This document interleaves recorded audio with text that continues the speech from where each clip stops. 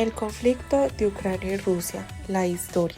En el año 500 después de Cristo, estas tierras eran habitadas por un pueblo que sería conocido como los Rus, fundadores de una ciudad llamada Kiev, que luego sería Rus de Kiev y fue una de las naciones más prósperas de toda Europa. Ya en el siglo XII, gran parte de la población de Kiev se fue a vivir a una nueva ciudad, llamada Moscú. Su crecimiento fue asombroso y se convirtió en otra gran nación conocida como Moscovia. De hecho, Rus de Kiev y Rus de Moscovia se llevaban muy bien, pues descendían de los mismos ancestros.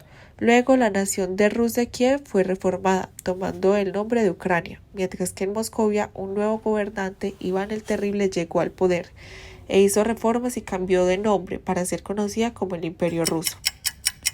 En el año 1914 inició la Primera Guerra Mundial. Durante 4 años los bandos lucharon entre sí y el Imperio Ruso cayó.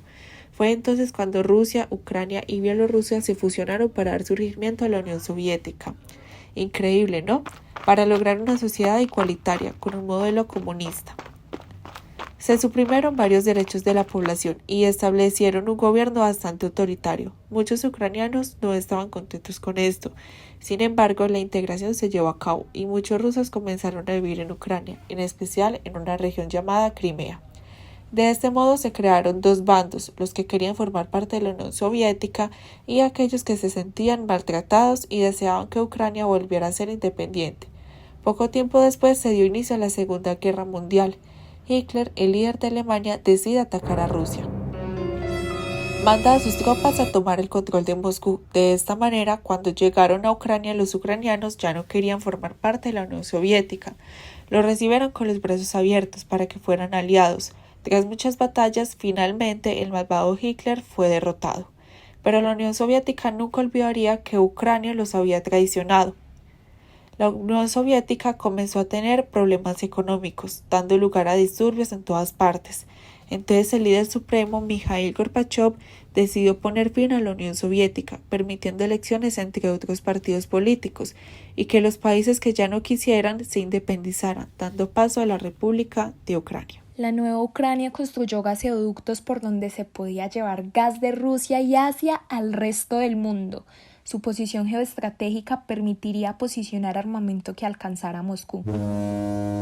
Habiéndose distanciado de Rusia, Ucrania buscó nuevos aliados, los países miembros de la Unión Europea, entre ellos Alemania y Estados Unidos. Firmó un acuerdo para ser parte de esta unión.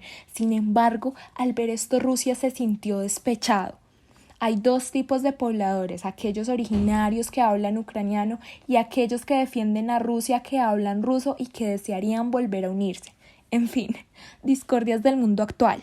Al ver esto, Rusia ofreció mucho dinero y otros beneficios para mantener el control de los gasoductos. Finalmente, el gobierno ucraniano decide detener el proceso. Los que deseaban unirse a Europa se enojaron, por lo que comenzaron las protestas, generando que el presidente escapara. Tras esto se realizaron elecciones, pero es aquí cuando el grupo que quería unirse a Rusia se levantó en armas. Muchos de ellos vivían en Crimea. Todo esto le gustó a Rusia, pero como no quería interferir directamente, solo comenzó apoyándolos con armas y equipos defensivos. Una nueva batalla dio inicio. Tras esto, otras dos regiones se rebelaron, pues la rebeldía es la virtud original del hombre. Y Rusia decide atacar a Ucrania. Esta historia aún no termina, sigue tejiendo nudos.